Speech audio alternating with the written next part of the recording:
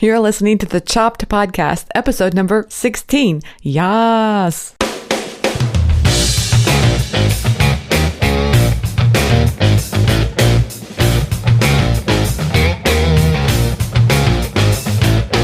Hey everyone, I'm Marley of the blog Namely Marley. Thanks for joining me today. This is the 16th episode of the Chopped Podcast, and this is the podcast designed for people just like you, bloggers who love food. Each week I'm sharing interviews, thoughts, and stories, everything related to food blogging, so that we can all learn together what works with food blogging and even a little bit about what doesn't. Today's guest is Amy Lynn Andrews of the site amylynandrews.com. Great name, huh? Amy and I are talking about a topic that I think is of great interest to food bloggers, and that's SEO. Well, actually, she and I are talking about a little bit more because Amy's blog is all about helping bloggers blog. Because bloggers got a blog. Sorry, I couldn't resist myself on that. But if you've ever struggled with SEO and just some of the logistics of your site, the background stuff like images and file sizes and having mobile ready sites and things like that, that's what Amy and I are talking about today. And I think you're going to find it entertaining as well as informative, as much as you can make SEO entertaining. But first, I want to give a quick thank you to Kristen Doyle of the site Dine and Dish and my guest in episode 4, who told me all about Amy's site a long time ago. And I followed Amy ever since and have subscribed to Amy's newsletter. And I just find her information is so helpful. And I don't know, Kristen is always sharing those really cool resources like that. So thank you, Kristen. I know SEO is just another one of those topics that we can easily have this love-hate relationship with, and sometimes it's more hate than love, a lot actually. Maybe it's because it's always changing so much, so even if you have things figured out today, we have to stay on our toes because tomorrow things are going to change and we have to learn some new things. I don't know about you, but sometimes I would like to turn the dial to best food blog posts ever and not have to worry about all this stuff. It feels really hard sometimes. But the thing is, I think the fact that it is hard makes it feel even that much better when we get it right. Before we move on to that interview, don't forget to mark your calendars for October 15th and the 16th for the Chopped Conference. We're announcing speakers on the site, so if you head over to choppedcon.com, you can see the latest news. And in fact, you can sign up for the newsletter while you're there, so you'll be the first to know what's happening. Let's go straight to that interview with Amy. Today's intro shout out is in honor of Zainab Storms of the site Blanique Baker. I hope I said all that right.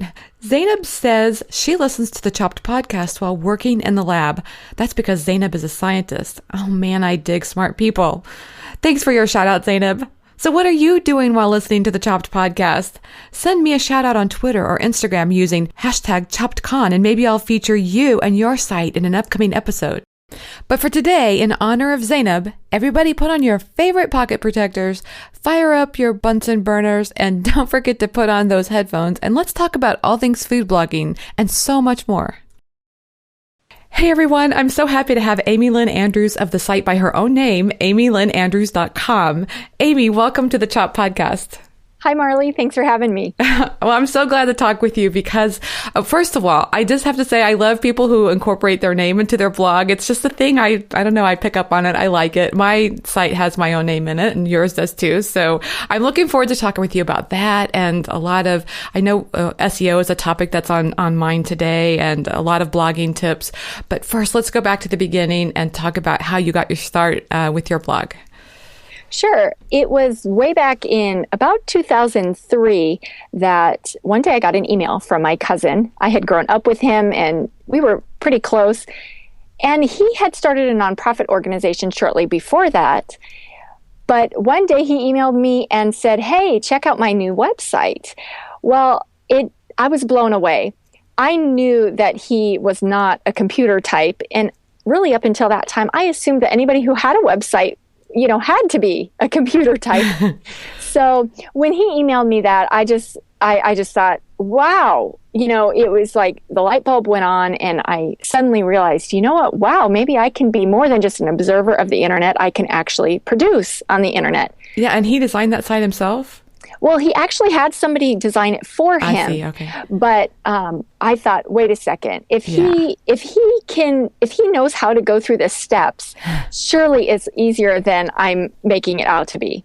Right. So it was also at a time in my life where I had real little ones, and I just really would have, wanted to have an outlet. So it was nice to have the opportunity in the evenings when everybody was sleeping and it was quiet. I would just get on there and see what I could find. And as time went on, I think at the beginning I was Googling how to make a website or something like that. Mm-hmm. And I found myself in these forums with really smart computer geeks, yes. say, but they were so kind to me and they would answer my questions. And along the way, somebody said, hey, you should really start a blog because that would be the easiest way to get a website up and running. And then you can, just write what you want as you go along. So that's really how it was. So by 2004, the beginning of 2004, I had stumbled across WordPress, and that was the beginning. And look how far you've come from there. Yeah, I know. And it's been now, I can't believe, 11 years. That's that's a long time. That is a long, especially in the internet world, It is. And it's changed. I mean, it's a completely different animal now. Yeah. Absolutely. Well, I first heard about you from Kristen Doyle of the site Dine and Dish, and she always gives such great recommendations. And so when she mentioned you, I just jumped over to your site immediately. And I just have been so thrilled because I've learned so many great things from your site. And I love the resources that you provide, like how to start a blog, social media strategies, all these things, like even down to productivity and how to work best from home. So it sounds to me like, you started figuring out what goes on behind the scenes with a blogger and how can I help them be better at that? That is what happened. And it was a funny thing, totally unexpected for me, that when I started the blog in the very beginning, I went through all of the process of getting it going mm-hmm. and really enjoyed that. And then I got to a point where finally it was ready to go. And I thought, oh no, now I have to write something. Yes, oh yeah. This is my beautiful design. Exactly. Oh, now it needs content. And I have never enjoyed writing. I'm more of a math girl, growing mm-hmm. up in school and everything. So it was a little bit, bit deflating initially, like, oh no, now I have to do this. But it was all right. I was basically just writing about things going on in my life, and it worked fine. And I really didn't have a lot of interaction with other people online because I was so sort of overwhelmed with motherhood and, having 4 children, and they were all small and that kind of thing. So, fast forward to about 2010, and my littlest one was a little bit older. I had a little bit more space for, something else in my schedule. And so then I got on social media and started interacting with people, and I noticed a lot of questions about how do I make my site do this, or how do I make that go over there, or, mm-hmm. well, that stuff for me was the fun part. So it was easy to, easy and enjoyable to be able to help people and answer their questions in that way. So you did this on site design, but now you've kind of spread to, okay, how do you make social media work for your site and those kinds of things too? It sort of by necessity, I think that it kind of expanded in that way. I just think that blogging now it's so different that in order to really remain, sort of relevant, you have to, sort of delve into all of those other areas that are touching bloggers all the time.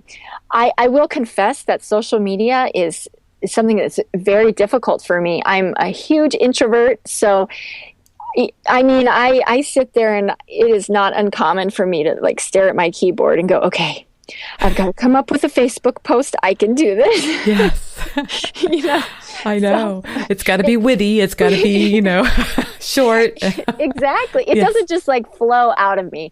So that's hard. But I do think that things are changing, in the niche of, or niche, however you want to say it. I think that people who blog about blogging and social media and that sort of thing, what I've noticed over the years, in the last couple of years especially, is that really each of us is going to really have to specialize because there's just way too many things now to cover. It's not possible for one person to do it all.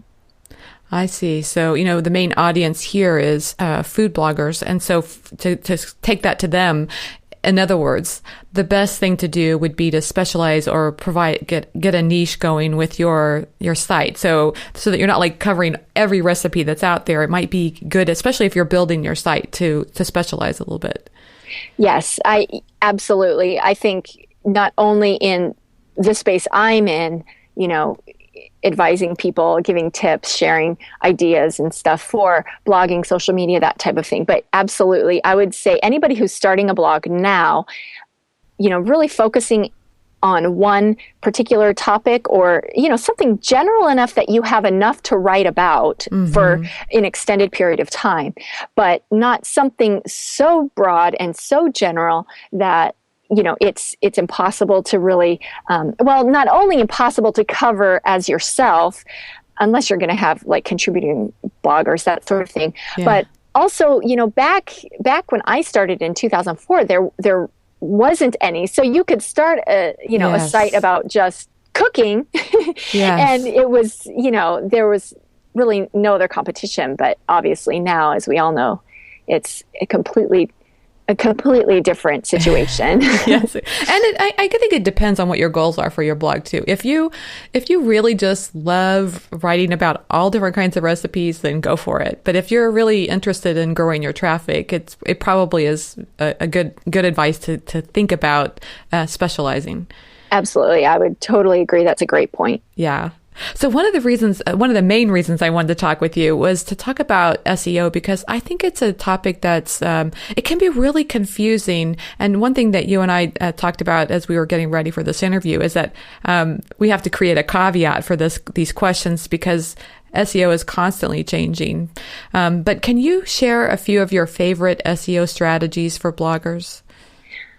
I think my number one SEO tip is really to assume that you are writing for your reader always.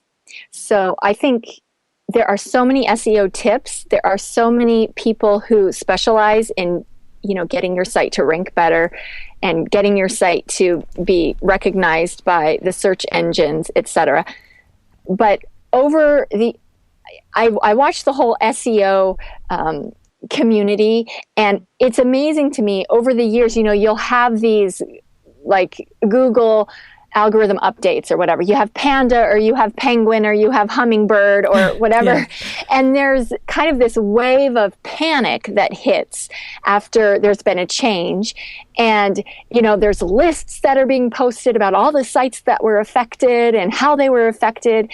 And it's not uncommon that a site which was ranking amazingly well in Google, let's say, overnight can, basically half their traffic is gone. Mm-hmm. But I think food bloggers are very often people who just want to connect with their readers anyway. And I think that's true for other similar niches as well, whether it's home decor or interior design or fashion or photography, and what I've seen over the course of the years is that those blogs generally are untouched. Now, there are some outliers, of course, always, but in general, that whole community of bloggers hasn't really had the very intense swings that other niches have. And for me, what I just really attribute it to is the, just sort of the mentality that these bloggers are on their computers and they're writing to their readers and they're good at envisioning who's on the other side and who's going to be interested in the information that they're providing. And, that's what Google wants anyway. That's what Google is trying to gear their search results towards anyway. And so I think unwittingly, people who are just writing to their readers are really kind of coming through all of the SEO changes unscathed. So I would just advise anybody, keep doing what you're doing. I think sometimes we worry too much about SEO and then it hurts us. because it's the people who are really working hard to please the search engines and everything. And they're the ones in the end that, oftentimes get burned. So interesting. It's almost like you're overthinking it a little bit. Exactly. Yeah. Now, I think there are certainly things that you could do. I mean, that would be my biggest tip. If you are writing great content, you're doing so many things right off the top. A couple of other things would be really work on your blog titles or your headlines to make sure that they are intriguing enough that people want to click through, but aren't cutesy or kind of clever. I think clever post titles are nice, but if they can really give a really good idea of what's in the post, I think that's a great, you're off to a great start there. Another thing is installing Yoast's WordPress SEO plugin. Mm-hmm. He's got, he's just set it up so it's relatively easy. I would also say that his plugin needs to be configured. And so if you just do some Googling and find some, configuration setup details for his plugin, that is helpful. So within his plugin, make sure you're filling out the meta description and the post title. Make sure that your permalink structure is, if you can, remove all of the dates out of your permalink structure. That's not practical for some people who generally post a lot in a day. There are other kind of swirlings going on in the last, I'd say, maybe 18 months about the importance of long form content versus really short posts. Yeah, that's a good point. I'm curious about that. Yes. And this, to me, makes sense. I just want to preface this by saying I am not an SEO expert by any stretch of the imagination. But if I think about it logically, and if I think about what I've observed over the last several years, at the beginning, when all of this information was sort of being thrown out on the internet, Google had to build up their database, right? Mm-hmm. So they want posts for people to return to people who are searching. But then as time goes on, what happened was people kept saying, the advice was, the more the better, just produce more content, more. And so what you had was a lot of blogs publishing a lot of posts in a day or a week. And every time, of course, you publish, it causes the search, the spiders, the bots, whatever you want to call them, to re-index your site. Hey, there's fresh content here, which is great. However, posts seem to be getting shorter and shorter and shorter. And so, sometimes you see posts now, they're just a couple of lines. Well, if you think about it from Google's perspective, and your goal is still to make sure that you're returning as relevant, search results as you can, all of those little tiny posts really aren't super helpful, probably, as compared to the ones that have really solid content. So it just makes sense to me that they would move in the direction of favoring long form content as opposed to the short form. So I would definitely say at this point, if you want to re-strategize, if you are one of the bloggers who post a lot of times during the week, let's say, if you want to re-strategize, I think it's worth experimenting. And let's say if you posted 5 days a week and now you post 2 or 3 days a week, you make your posts longer, you make them more meaty with more information in them, something that people can really sink their teeth into. I think my hunch is that over time you would see a lot better traffic, at least search traffic. And you can see as a food blogger where that can be problematic because a food blogger may be focusing on just the recipe and a story around that recipe. And it may result in a post that's like 300, 400 words at the most. And that I can imagine over time could be an issue. If you maybe once a week, you might want to do a longer post with a little bit more meat to it. Yeah, I think you can definitely mix it up and just, see what works. I guess my point in saying that is the blogging landscape changes so fast and so much that many times the advice that you get, like e-courses or advice you get in a book or an ebook or something, it gets outdated so fast that you're operating, based on that post, or that book or that course or whatever, but really, things may have changed in the long run. I can see where a lot of people could feel discouraged about that, but I think actually it's a thing to feel positive about because it gives you an opportunity to get out of a rut. If you've gotten into a rut of like only doing recipes that are 300 or 400 words each, now you get to branch out of that a little bit. Oh, I totally agree. And a lot of times, when you have an opportunity to do something a little different, you realize, oh, wait, I really like this. And then it's a lot more encouraging. If you get a big response from something, then you think, whoa, I need to do that more. Yeah, exactly. Oh, another point. And for today, like I said, as we're recording this, there is upcoming an unusual situation that has occurred, which is Google has publicly stated and made very clear that there is an algorithm change that's going to be rolled out starting April 21st, 2015. This is unusual because Google generally does not give a warning.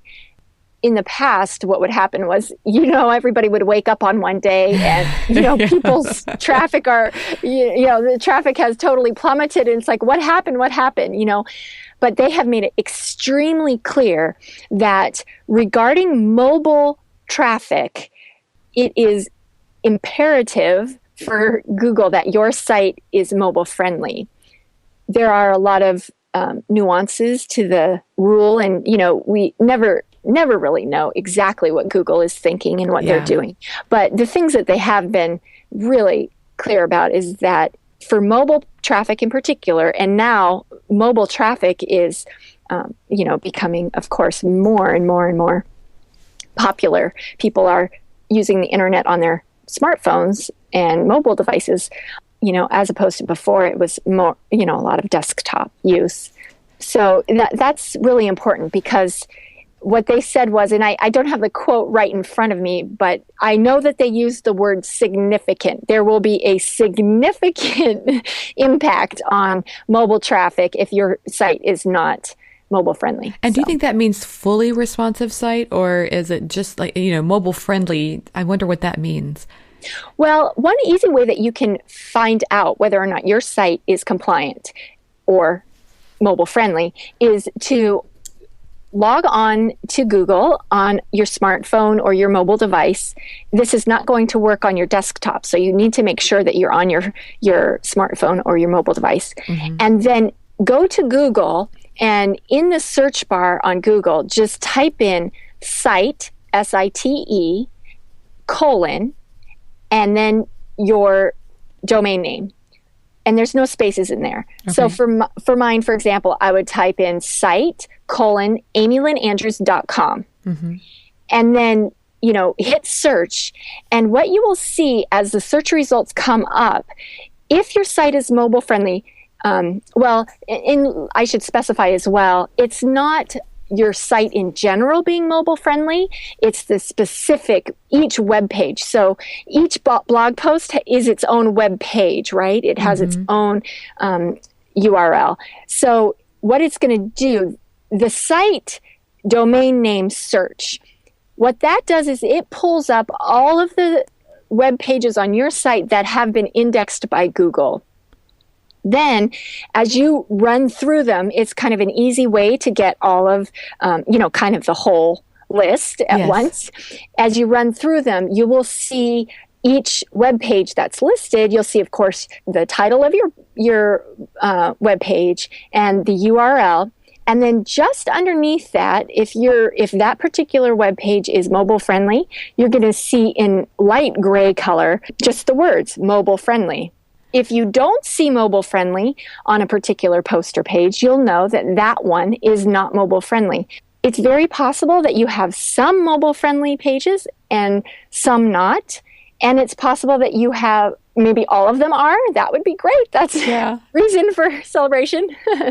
And then it's also possible, especially if you don't have a mobile responsive theme or design, that you won't have any. So that is something that I would highly recommend. And if you can't do it by April 21st, 2015, I wouldn't panic for sure. But, I would start with your most popular and most heavily trafficked pages or posts. And probably I would start with the most well-converting. So the ones that, have the greatest conversion rates, I would start with those and just do whatever you can to try to make those pages especially mobile friendly. There is a tool in Google, and Marley, I can send you the link to it and you can put it in the show notes or something. I will. It's a mobile friendly tool that Google has made available.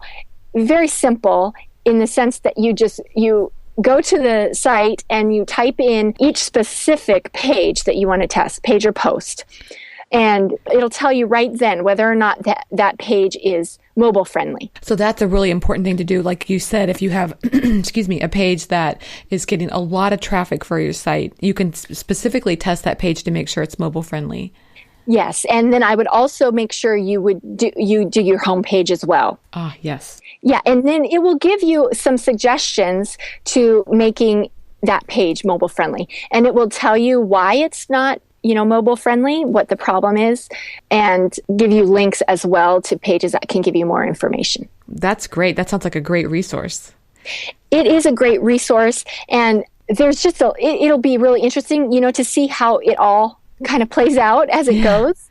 But yeah, I think it's really important that we all think about, mobile traffic these days, because it's just, the increase in internet use on mobile devices is just growing exponentially, and nobody expects it to stop anytime soon. I think that's true for websites and even, even social media. It seems like, I think I just talked with Andrew Levine with StumbleUpon, and he said at least 40% of their traffic is mobile as well.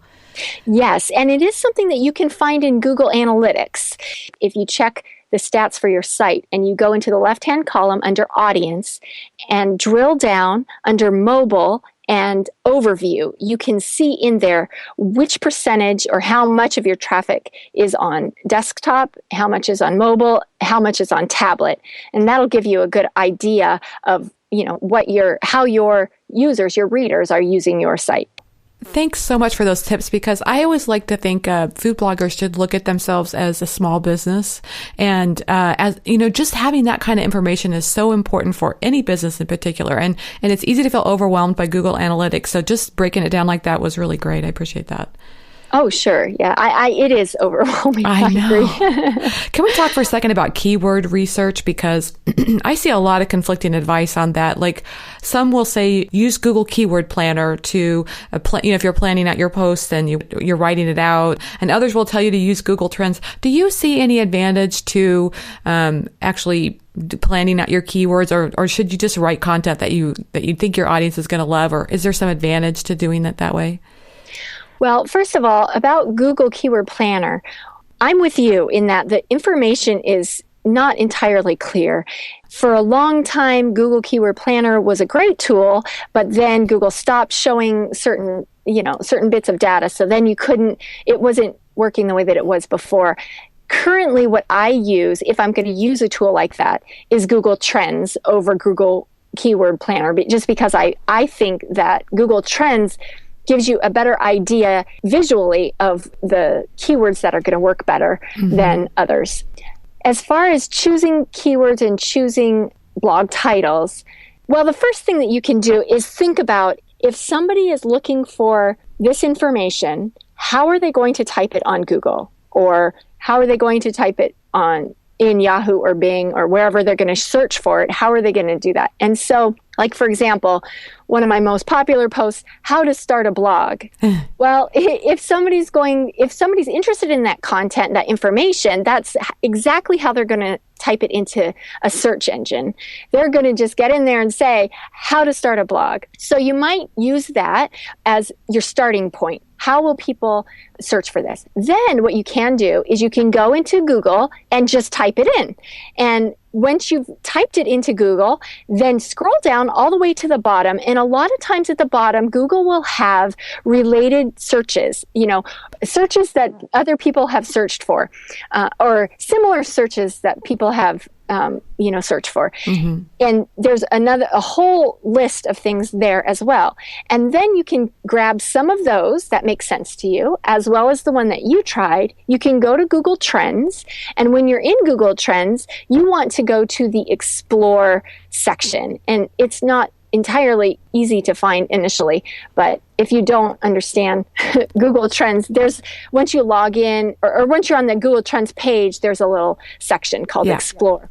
Then you can type in all of the search results you just grabbed and, just see which one has basically the highest search rate as compared to the others. And that'll help you know how many people are actually searching for that term. So like if you're doing a post on chocolate chip cookies, you can imagine there's probably millions of people who have searched for chocolate chip cookies. Exactly. And so your goal would be to try to help yours stand out a little bit? Yes, help yours stand out and really go long tail, meaning you wouldn't just, instead of saying, mysite.com/chocolate chip cookies, you would just try to think, chocolate chip cookies with almonds or, whatever you're going to, whatever can kind of make that permalink at the end of your URL a little bit longer. It's called long tail. So you're competing with less sites. That would help when people are looking for that. You would get discovered at a higher page level versus 10 pages in. Exactly. Because if you think about, how many millions and millions and millions of people have written a chocolate chip cookie recipe, right? But, maybe your chocolate chip cookies have hazelnuts in them, right? I was thinking hazelnuts. I really was. So if you have chocolate chip cookies with hazelnuts, well, the number of recipes or the number of posts maybe that people have published on that subject are much fewer. So your chances of, getting a better ranking are higher. And is that important? In other words, the more posts that you have on your blog that are ranked in the first, 1 or 2 pages of a Google search, is that important? Well, I think this is another thing that's hard to exactly, nail down. Mm-hmm. I would say your website having authority is definitely important. Now I'll just preface this by saying that I'm sort of treading in a space that I don't have a whole lot of, understanding or confidence, let's say. Okay. In. But your domain authority, like the number of years you've owned your domain, that is a great factor in SEO. So the longer you've had a domain and can hang on to it and consistently produce great content, that's excellent. The more links that you have of other high-ranking sites linking to you, that's great. The more posts that you produce that you have, I'm conjecturing right here, but as I understand it, the more posts that you have that Google has seen you have, established history with, they look at you and go, okay, she's somebody who generally posts content that readers really respond to. And so maybe, we don't know, maybe, that will give you a little bit more favor with the Google gods, let's say. I don't know. And that's what we want, is favor with the Google gods. Yeah. But, if you think about it, it really does all go back to the content you're producing. If people are loving your content and sharing your content and enjoying what you have to say, it's only going to benefit you in the long run. So if you can't do anything else, I would just concentrate completely on that.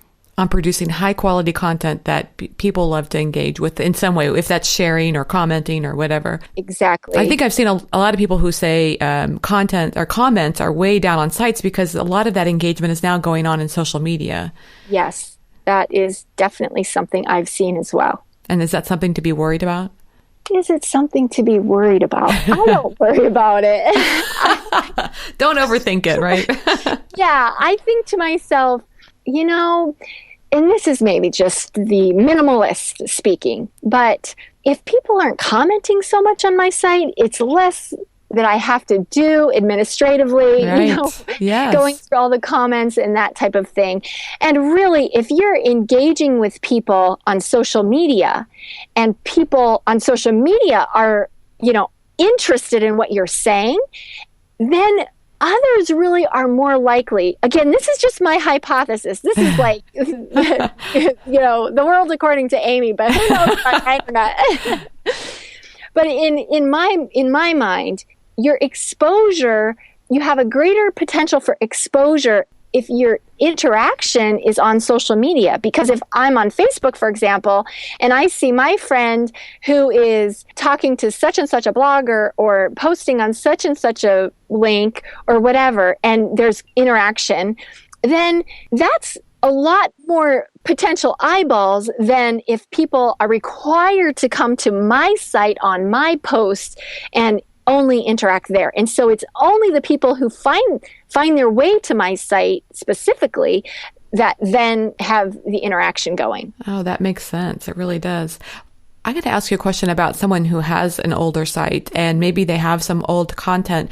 I've seen people who suggest that you can go back and freshen up that old content, that Google kind of likes it, that if you've got content that's old, that's still getting some love. But if, one way to do that is some people will reshoot the photos and, because maybe they feel like the photos, their photos have progressed over time and those old ones are not so great. And others I've actually even heard will delete an old post if it's an irrelevant topic and it's not getting any traffic anymore. I'm curious if you have any thoughts on that. My thoughts on that are to make sure that if you do delete a post, make sure that you redirect that URL. Right. Because if you delete it and then it's just gone, if somewhere out there in the wide internet world, somebody had at one time, linked to that post, yes, then, whoever goes through that link is going to get an error page, which is not ideal. So you can redirect a post, and that's something that you can do in WordPress SEO, the plugin by Yoast. He allows you, it'll ask you want to do a 301 redirect, which is a permanent redirect. When you're doing a permanent redirect, number one, you really need to make sure that you definitely, for all time and eternity, do want this post to go somewhere else, right? Yes. You're not going to resurrect it later. But number two, what it does is it tells the search engines, okay, there is now a permanent home for this information and it's at this other place. Great advice. You'll definitely want to redirect before you delete anything. Yes, I would definitely recommend going back into your archives because let's face it, a lot of us in the beginning, we were writing really great stuff, right? We were fresh, we were excited and we produced some really great content, but most of us, I would say at the beginning, we don't have as much traffic then. And so it's a perfect opportunity to get back into that post and revamp it. If your photos need to be switched out and changed and refreshed, do it, definitely. Make sure there's no broken links in there. Make sure that all of the content is updated and something that people today are really going to appreciate. And then add anything that you need, which might be more internal links. So maybe you wrote this post in 2010, but in 2011, you wrote a similar post. And now you can internally link to the other posts that you wrote, so that would give somebody else the opportunity to venture even deeper into your site. And then after you've really updated it and added new things and made it fresh and look great, then you can do one of two things. One thing is you could change the timestamp on it. Each post has a timestamp to update. Now you do have to be extremely careful in doing that, especially if your permalinks have dates in them. Because if your permalinks have dates in them, I would not recommend doing that. Because once you change the timestamp on it, it's going to mess things up. I see. But if your site has a permalink, amylynnandrews.com/ how to start a blog, like I was saying before, and I don't have any numbers, any dates in there, then I could technically change the timestamp on it for today, let's say. And so it'll like republish that post kind of like, right back up to the top. The other thing you could do if you didn't want to do that, which you don't have to do that either, you could just refresh it. And then, of course, just promote it like crazy around social media. Right. Put it back on Pinterest, with your new photos and get it some new juice going. Exactly. I've also made posts sticky too, so it kind of moves it back to the homepage for anybody who goes to a homepage. Right. Yeah. Or you could put it in your sidebar. You could, you could really go all out. You could create a series around it. You could add something to it, like the term, I've heard several terms, but the term I think that seems to be sticking is called a content upgrade, which is like a downloadable or a printable something that you would add to the post that people could click on and get. It's kind of like, you think of it like a bonus material for that post. Yeah. And you could kind of do a double whammy there in that you could require people to sign up for your email list in order to get the downloadable. Nice. So, for example, we'll go back to chocolate chip cookies. If you have 5 different kinds of chocolate chip cookies on your site, you could say, get my chocolate chip cookie guide by clicking here or by signing up for the newsletter. Exactly. Ah, nice. I like that a lot. Roundup is another idea. If you want to do a current day roundup that includes your 5 best chocolate chip cookie recipes, and you use that older recipe, that can help it as well. Oh, yes, absolutely. And then you can make I was listening to, what is her name? I was listening to a podcast, and I think her blog name is Empress of Dirt or something like that. And I forget her first name. But she was talking about how what she has done is she's done those roundup posts where she's, basically made a landing page for smaller sections of her site. Like you're saying, I have 5 different chocolate chip cookie recipes. And so you do a landing page for those recipes, and you're linking to all of them. And then you create an additional Pinterest image, with basically thumbnails of all of them. And in her experience, she has gotten more traffic from the landing page of the roundup than she has otherwise. Wow, what a great idea. Yeah, I thought that was great too. Well, that actually leads me to another question, and that is on the subject of categories on your site. So oftentimes food bloggers will have different categories like sweet, savory, bread and gluten-free, different things that they think their readers, categories to help break down these recipes. But I have read that you should not include more than one category per post. So in other words, if I made a bread recipe and it was also gluten-free, I would be tempted to put that in both my bread category and my gluten-free category. But is that something that I could get dinged about? On our sites, when we have a lot of categories or a lot of tags or, a lot of ways for pages to come up that display the same content, for a long time there was discussion, or there is discussion, about whether or not that will hurt your site in general overall because of, the duplicate content issue. Mm-hmm. Well, where have I landed on it? I think the jury is still out, because you'll talk to some people and they'll be like, oh my goodness, you have to stay away from duplicate content in any form. Other times you'll hear stuff that say, you know what, Google pretty much understands, they're not going to do a lot of dinging because you have tags and you have categories and whatever.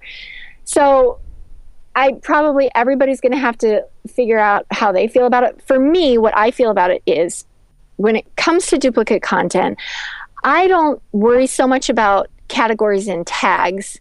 I'm more concerned about what the experience is for my reader. Right. So in the way that I see it, I think 5 to 7 categories is the best number for categories. Then with tags, so you might say, I have a post for, meatloaf, and it could fit into my, my beef category and my gluten-free category, or whatever. Right. I'm not very knowledgeable about that. I don't know. Can meatloaf be gluten-free? I don't know. I'm sure it can be. So instead, I would say if you can limit your categories to 5 or 7 and then just make the distinction with tags, that would be a better way to go. And it's really, from where I sit, it's not so much because of the duplicate content as much as it is for just reader, organization and ease of use, that type of thing. I see. So look at it from a simplicity of the use of your reader more so than anything. Yes. And you know what? Let me send you the link for the duplicate content explanation that Google gives. Yes. Because then I think everybody can read it themselves and they of course do a much better job of explaining the idea behind duplicate content and what they're trying to avoid. But in my experience, what I've seen, I think, and what I've read from people's own experiences is that duplicate content, unless you're trying to game the system in some way, if you're just, generally writing for your readers, it's not a really huge concern. Ah, good to know. That's really good to know. And I guess as long as your pages are getting indexed by Google, I mean, that's probably a good sign you're doing everything okay. Or does that have nothing to do with it at all? Well, no, I think that it's good that your pages are being indexed.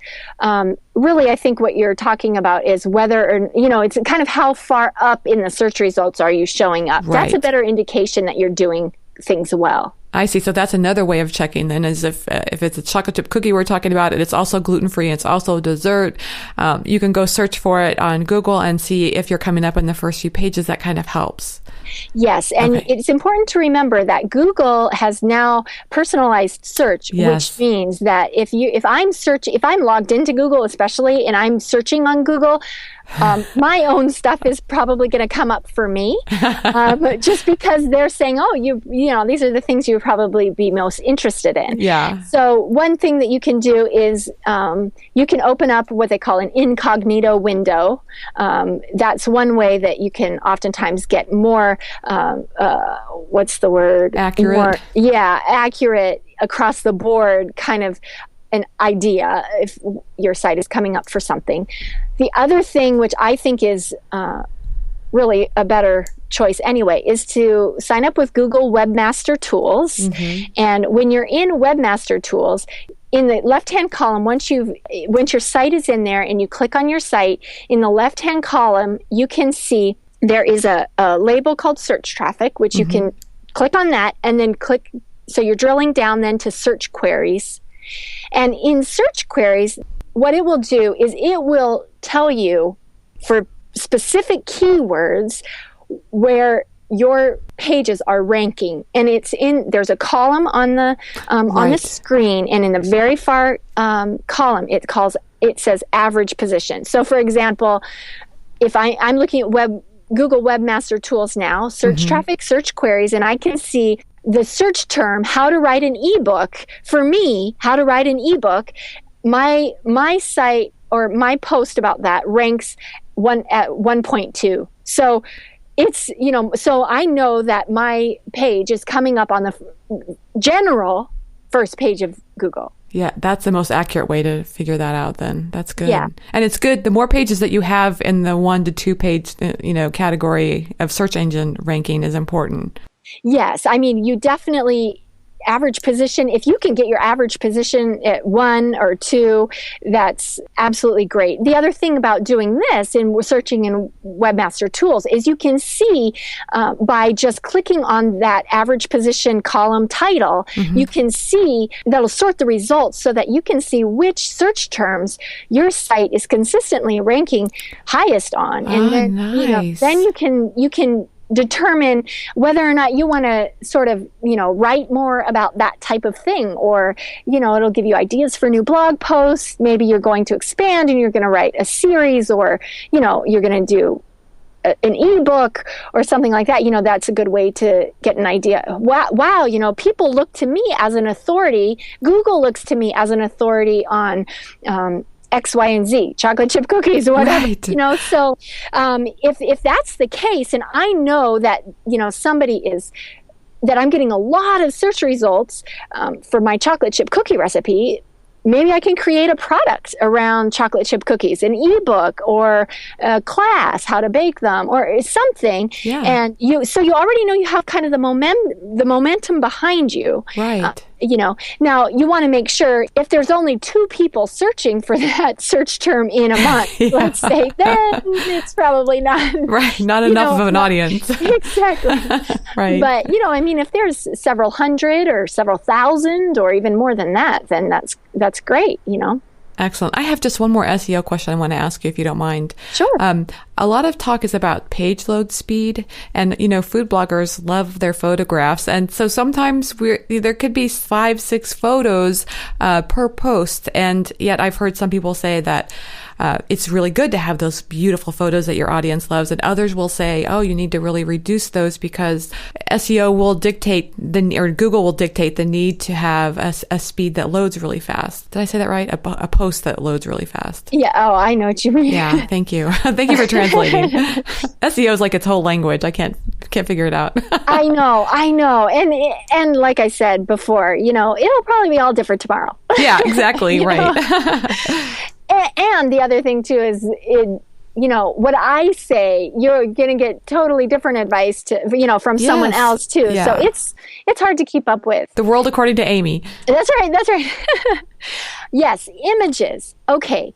Images are great, right? And especially for you guys who are food blogging, important given Pinterest and the amount of Pinterest traffic that so many food bloggers are getting. Yes. So I would say I wouldn't put images in your post gratuitously, just because, right. But I wouldn't not put images in your post because you're afraid of, what it might do to your SEO. What I would suggest is to make sure that all of your images are highly optimized, meaning that you've done things to your images to make them as small of a file as they can be. So how would you optimize images? There's several things you can do. One thing to make sure that you do is to resize your image on your computer before you upload it to WordPress. So think about the widest you want an image to be. And that might span, let's say, your entire content area on your blog. Mm-hmm. Now, most blogs are generally, they have a content area, I would say anywhere between 500 pixels to maybe 1,000 pixels. Right. And everybody can figure out, can get an idea of how wide their content area is on their own site. Okay, so that means, if I take a picture with my camera, that image that I've just clicked and captured on a digital camera is going to be gigantic, probably 2,000, 3,000, 5,000 pixels wide or high, whatever. Okay, this is much too big for a blog post. So get those pictures on your computer, edit them down to the widest part of your content. So let's say it's 800 pixels. So you're going to resize it on your content. Here's a big mistake I see a lot of people making. And that is, okay, I put it into WordPress. I upload it to WordPress. Yeah. And then I edit it in WordPress. Well, it still is a huge file that even though it maybe showed smaller, it's still a huge file. So you've definitely got to resize it first. Okay, so now you've got the resized photo, and that's great. And I'm going to assume that it's a JPEG, right? Because that's generally what they would be at this point. Okay, so then before you upload, then you can compress it. So it's like it basically just squishes the internals of it. So that the external looks basically the same, but the internal part of it is a lot smaller. File size is smaller. Yeah. You can do that using a tool like tinypng.com, I think. Is it .com or .org? It's tinypng, and I know it says PNG. You can use it for PNGs, but I'm quite certain that you can also use it for JPEGs. And basically, it's web-based. So you open it up, tinypng.com or tinypng.org. You drag your resized photo in there, and then it'll squish it for you, and you'll see. And then you just click the download link, and then you can re-download it. And now it's a smaller file size. That's great. Great tip. The other tip, or the other tool that I've used, is called JPEG Mini. This is something that you can download to your computer, and there's a light version and there is a paid-for version. I have used the light version. I don't use a lot of photos, but I've used the light version, and it's okay. You can certainly use it, to test it out first. Mm-hmm. And basically, you just do the same thing. You click it, you open it up on your computer, the application, and you drag the resized image in there, and then same thing, it'll just squish it. And then you'll... in JPEG Mini, what it does is it automatically replaces the file that you just dragged in there. Dragged? I don't know.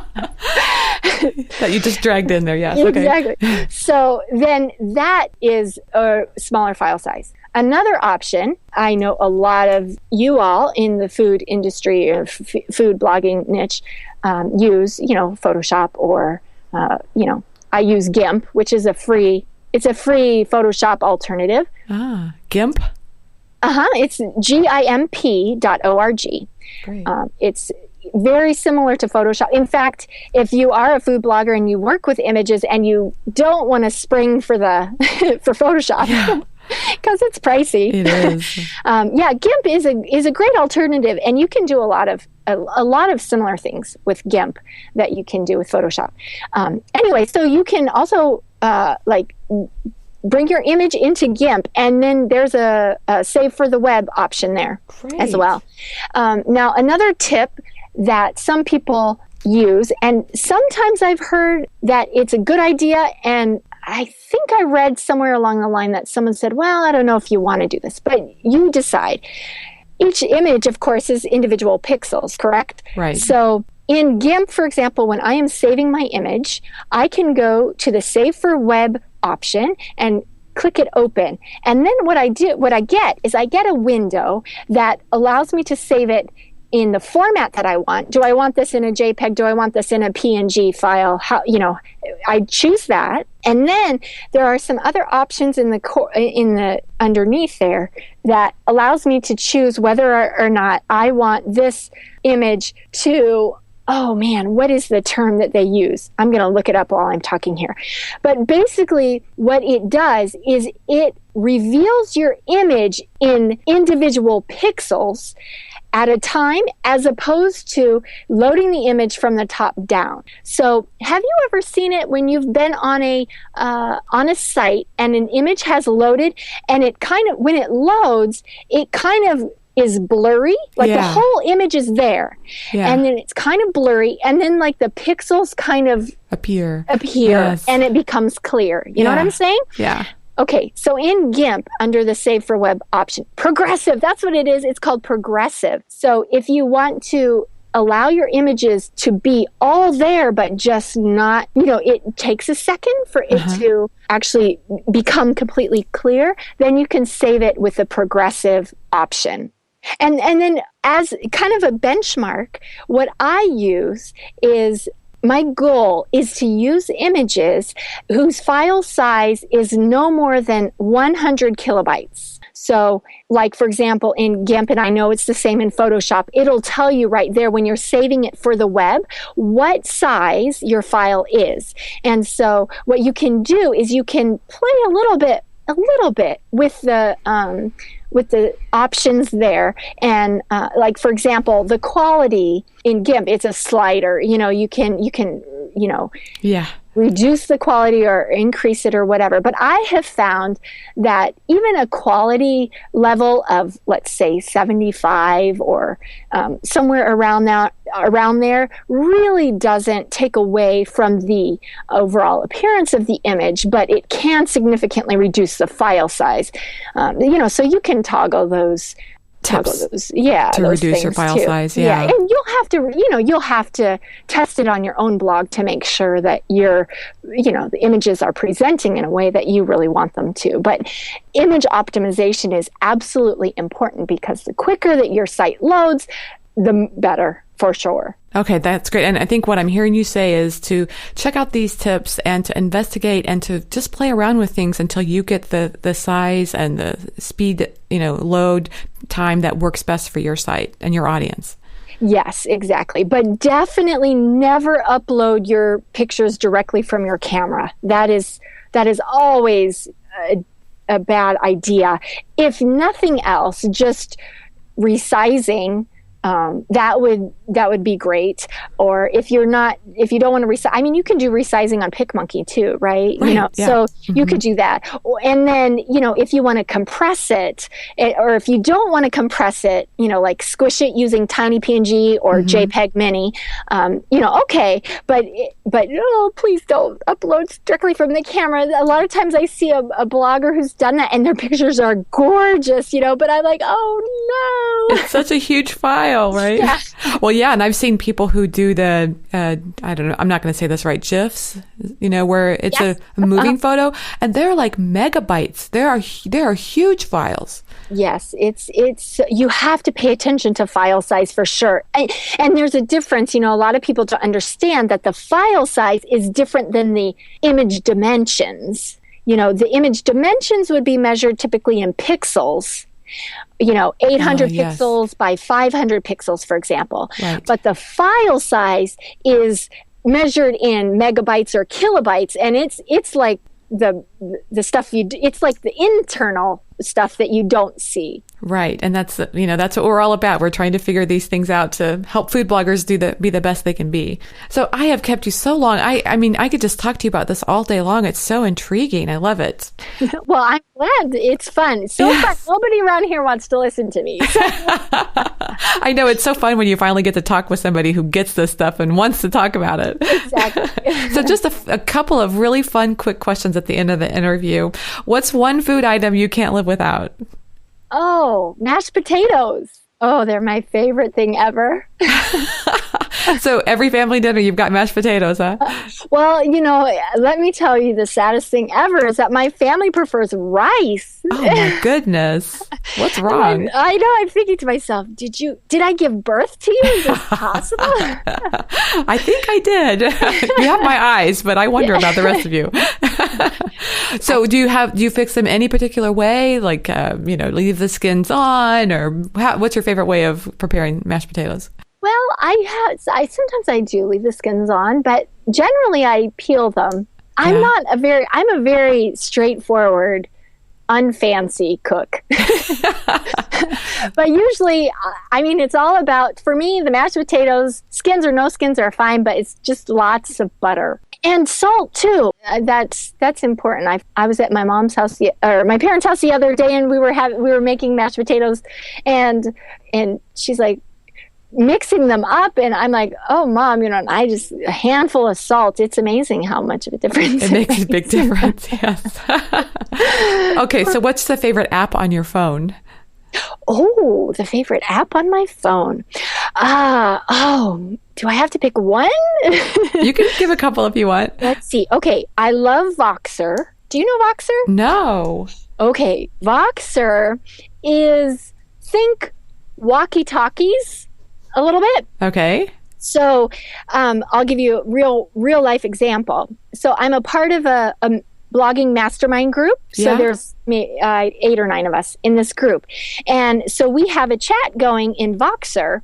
And basically what it is I can open up Voxer and go to that chat, and we're all a part of it.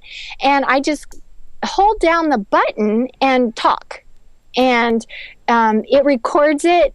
And so then whenever somebody else gets the notification, oh, hey, somebody added something to the chat, they can go in and they just replay it and they just hear my voice talking. But you can also write texts in there as well if you wanted to write something. Sometimes if it's really late at night, we'll be texting in there because we don't want to wake up anybody in the house. Yeah, exactly. Wow, that sounds like a great tool. Oh, it's It's great. I love it. And you can, sometimes we're all doing our different things at different times. And so I'll pick up the Voxes and the rest of them might have had a conversation going all day long, but I've been away. And then I can just go through it at one time later. Other times we're all on the same time. So it's like literally having a conversation. One person will talk into it, and then, once their Vox is done, then the other person jumps in, and you're just kind of going back and forth. But it's so fun. Very cool. Is it a limited number of people who can be in one conversation? I've never run into a limit. Okay. So I'm not sure. And like I said, I think there's 8 or 9 of us in that one. But you can have Voxing conversations with just individuals as well. It's just a different chat, I love that. I'm going to have to investigate that one. That's great. You made it sound like you might have more than one favorite. Oh, yes. I could keep you here all day. Oh, okay. Well, we'll just stick with Voxing then. Okay. You sound like you're so busy, but I'm just curious. Do you have any time for TV? And if so, what's your favorite show? I don't watch a whole lot of TV, except I am. Okay. Uh-oh. This is going to be good.